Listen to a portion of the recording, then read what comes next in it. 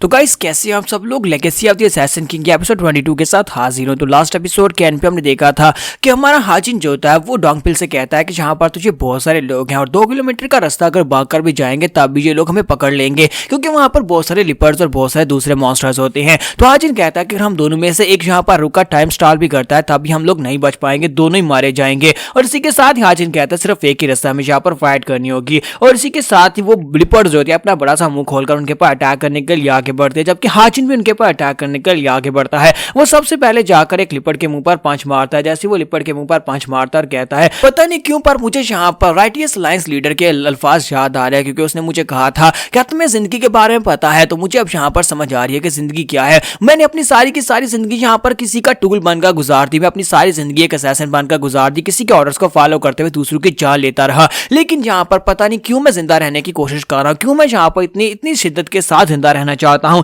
यहाँ पर इन सभी बीस्ट को मारकर मैं अपने आप को बचाना चाहता हूँ। क्यों ना मैं यहाँ पर इन सभी बीस्ट के हाथों से मर जाऊं और इन सबसे आजाद हो जाऊं। लेकिन ऐसा नहीं है, मुझे यहाँ पर से आजाद होना है। मेरा सपना है कि मैं एक ना एक दिन यहाँ पर आजाद होकर अपनी जिंदगी गुजारूं। मेरे दोस्त ने जो सपना देखा था उस सपने को मैं जीऊं। और इसी के साथ एक बीस्ट पीछे से निकलता है और उसके ऊपर अटैक करता है, जिससे वो बहुत ही बुरी तरह जख्मी होकर सामने की तरफ गिर जाता है। तो हाजिन नीचे गिरता है और इसी के साथ ही वो बीस्ट जो होता है फिर से अपने पंजे लेकर उसके ऊपर अटैक करने के लिए आगे बढ़ता है। तुम्हारा हाजिन कहता है कि इसने सेम जगह के ऊपर दोबारा मुझे स्क्रैच दिया, पहले मेरी बैक के ऊपर एक स्क्रैच लग चुका है और इसने उसी जगह के ऊपर दोबारा अटैक किया है। तुम तो वाकई में बहुत ज्यादा मैनरलेस हो, मैं यहाँ पर तुम्हें कुछ मैनर सिखाने वाला हूँ। तो हाजिन फिर से अपनी बची कुछ पावर्स को इकट्ठा करता है और कहता है कि मैं यहाँ पर इस जगह के ऊपर नहीं मरने वाला। और साथ ही वहां पर फिर से उस माउंटेन ब्लास्टिंग टेक्निक को यूज करता है। एक्सप्लोसिव माउंटेन ब्लास्ट टेक्निक को यूज करते हुए जब उस बीस्ट के ऊपर अटैक करता है तो बीस्ट के परखच्चे उड़ जाते हैं, उसके टुकड़े टुकड़े हो जाते हैं। कहता है कि मैं इस जगह के ऊपर इस जंगल के अंदर तो बिल्कुल भी नहीं मरने वाला। तो इसी के साथ डोंगपिल भागता हुआ आगे बढ़ता है और कहता है कि यंग मास्टर क्या आप ठीक हैं। तुम्हारा हाजिन उसे कहता है कि हाँ मैं ठीक हूँ, लेकिन मुझे लगता है कि मैं यहाँ पर प्रॉपर्ली खड़ा भी नहीं हो पा रहा, क्या तुम मुझे उठाकर लेकर जा सकते हो। तो वो कहता है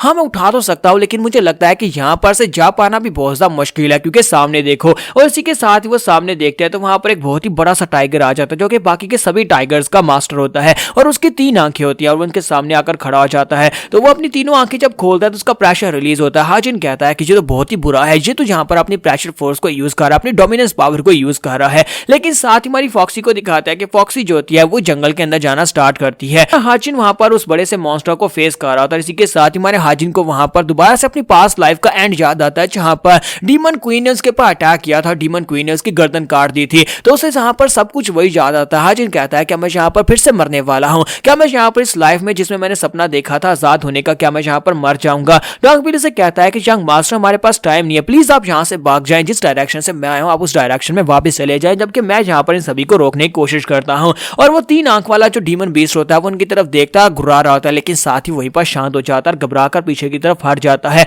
वहां पर उनके साथ जितने बीस्ट होते हैं वो सारे के सारे घबराकर पीछे हटना शुरू हो जाते हैं, क्योंकि फॉक्सी वहां पर पहुंच जाती है। तो फॉक्सी आकर उन दोनों के सामने खड़ी हो जाती है, अपनी पावर्स को रिलीज करती है। तो हाजिन कहता है कि फॉक्सी तुम यहाँ पर क्या कर रही हो। इसी के साथ ही फॉक्सी जैसी वहां पर अपनी पावर्स को रिलीज करती है वहां पर एक जबरदस्त एनर्जी बीम निकलती है और उसी एनर्जी बीम और रोशनी के साथ ही सारे के सारे बीस्ट वहां पर से डरकर भाग जाते हैं। और यहाँ पर से नेक्स्ट सीन जो होता है बाहर का दिखाया जाता है। वो लोग सॉलिटरी बैम्बू ट्री के अंदर से बाहर निकल आते हैं। फॉक्सी को दिखाते हैं कि वो हाजिन के मुंह के ऊपर चाट रही होती है। तो हाजिन जो होता है उसकी वजह से उसे होश आ जाती है, वो अपनी आंखें खोलता है, फॉक्सी की तरफ देखता है कि वो उसके मुंह के बहुत ज्यादा करीब होती है। वो जल्दी से उठकर बैठ जाता है और कहता है कि यहाँ पर क्या हो गया, क्या मैं फिर से मर गया हूँ, क्या मैं यहाँ पर जन्नत के अंदर आ गया हूँ, लेकिन मुझे बहुत ज्यादा दर्द हो रहा है, इसका मतलब यह है कि मैं अभी तक जिंदा हूँ। तो वो उसे कहता है फॉक्सी ये क्या सब कुछ तुमने किया है, आखिर तुम हो क्या, तुम क्या चीज हो। और साथ ही वो उसके साथ फिर से लिपट जाती है। हाजिन कहता है मुझसे दूर हो, ये तुम क्या कर रही हो। फिर साथ ही वो सोच रहा था कि ये क्या करने वाली है, कहीं ये मुझे खाने वाली तो नहीं है। लेकिन साथ ही वो उसके पेट के ऊपर चढ़कर बैठ जाती है। फिर साथ ही हमारा हाजिन डोंगपिल से कहता है डोंगपिल तुम वहां पर क्या कर रहे हो, जल्दी से उठो, यहाँ पर इस चीज को मेरे ऊपर से हटाओ, तुम मेरे बॉडी गार्ड हो, तुम यहाँ पर मुझे गार्ड भी नहीं कर पा रहे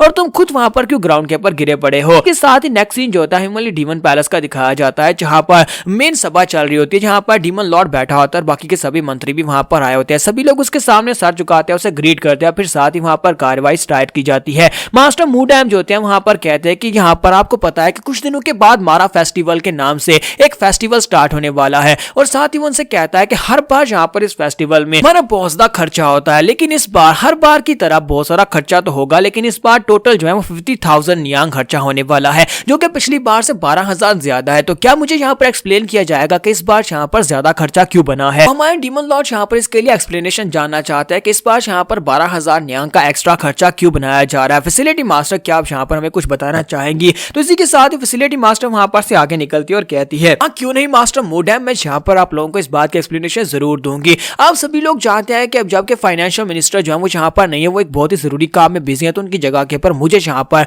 ये सारे का सारा मैनेज करना पड़ा। और आप सभी लोग अच्छी तरह से जानते हैं कि कितने सेक्टर्स है जो कि हमें यहाँ पर सपोर्ट देते हैं। सभी लोग अच्छी तरह से जानते हैं कि यहाँ पर डिमोनिक कल्ट में 7 बड़ी फैमिलीज और 7 बड़ी फैमिलीज जो है वो डिमोनिक कल्ट को पूरी तरह से सपोर्ट करती है, चाहे कैसा भी मुश्किल वक्त क्यों ना, वो 7 बड़ी फैमिलीज हमेशा हमारे साथ खड़ी रहती हैं। तो इस बार के हमारा फेस्टिवल में मैंने ये सोचा कि क्यों ना हम लोग यहाँ पर उन 7 बड़ी फैमिलीज को कुछ रकम देकर उन सभी लोगों की क्या कहते हैं उसको प्रोत्साहना की जा सके, या फिर इसको कहते हैं कि उनकी हौसला अफजाई की जा सके, ताकि वो आगे भी इसी तरह हमारी मदद करते रहे, डीमन डिवाइन कल्ट की मदद करते रहे। तो ये बात सुनने के बाद मास्टर मूडैम उसे कहते हैं मैं यहाँ पर डीमन लॉर्ड के बिहाफ पर तुमसे ये कहता हूँ, क्या तुम्हें लगता है कि यहाँ पर ये ऑनर की बात है कि उन लोगों को यहाँ पर पैसे दिए जाए? मुझे लगता है कि उनके लिए यही बड़ी ऑनर की बात है कि 7 बड़ी फैमिलीज के लीडर्स को उनको यहाँ पर डिवाइन डीमन कल्ट का साथ देने के बदले में हर बार यहाँ पर हर साल के एंड पर डीमन कल्ट के डीमन लॉर्ड जो है पर्सनली अपने हाथ से बनी हुई वाइन जो है वो उन्हें देते हैं। क्या आपको लोग लगता है कि ये वाली जो उनके लिए ऑनर है क्या ये कम है? क्या आपको लगता है कि इस वाइन के बदले में जो कि डीमन लॉर्ड अपने हाथों से उनको देते हैं उसके बदले में उन्हें पैसे देना ठीक रहेगा?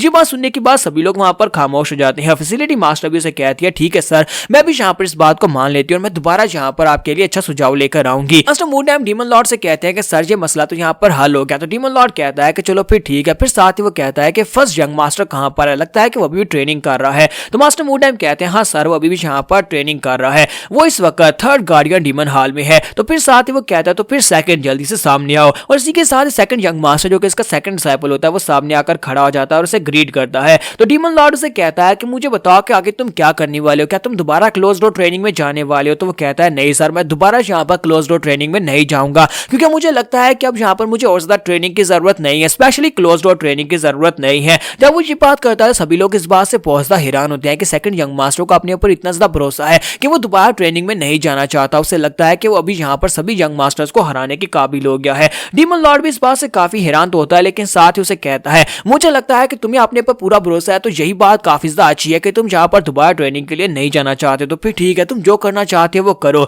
और सभी लोग इस बात से और भी हैरान होते हैं और कहते हैं कि डीमन लॉर्ड यहाँ पर किसी को पर्सनली ये कह रहे हैं कि वो ट्रेनिंग को छोड़ दे और जो करना चाहता है वो करे। काफी ज्यादा हैरान करने वाली बात है। या फिर ये भी हो सकता है कि उन्हें पता है कि सेकंड यंग मास्टर जो है वो नया सक्सेसर बनने के लिए बिल्कुल परफेक्ट है। तो सेकंड यंग मास्टर कहता है कि आपका बहुत बहुत शुक्रिया। फिर साथ ही वो 4th यंग मास्टर से कहते हैं कि सामने आओ। तो 4th यंग मास्टर उसके सामने आता है। डीमन लॉर्ड उसे कहते हैं कुछ दिन पहले मैंने तुम्हें मिलने के लिए बुलाया था, उस दिन की निस्बत से आज तुम्हारी हालत उससे भी ज्यादा बुरी है। लगता है कि तुम रात को सो नहीं रहे, तुम रात को भी ट्रेनिंग कर रहे हो। तो वो कहता है जी मास्टर ऐसी ही बात है। फिर साथ ही वो उसे कहते हैं काफी ज्यादा देर हो चुकी है। लॉर्ड उसे कहते हैं कि तुम्हें नहीं लगता कि मुझे यहाँ पर इस बारे में नहीं पता होगा कि तुम रातों को क्या करते हो? मुझे लगता है कि तुम्हें और ज्यादा ट्रेनिंग की जरूरत है। तुम सारी रात बस ये सोचते रहते हो कि तुम्हें यहाँ पर सक्सेसर कैसे बनना है, दूसरों को कैसे हराना है, लेकिन असल में तुम यहाँ पर मेहनत नहीं कर रहे। अगर तुम यहाँ पर ट्रेनिंग करोगे तभी ये सब कुछ अचीव कर सकते हो। यहाँ पर हम लोग अपने एपिसोड 22 का एंड करेंगे। नेक्स्ट एपिसोड में देखेंगे कि डीमन लॉर्ड अपने बाकी के सभी डिसाइपल्स को क्या क्या कॉम्प्लीमेंट्स देने वाला है। तो एपिसोड की एक्सप्लेनेशन अच्छी लगी हो तो कमेंट करके जरूर बताइएगा। वीडियो को लाइक करना मत भूलिएगा। Thank you.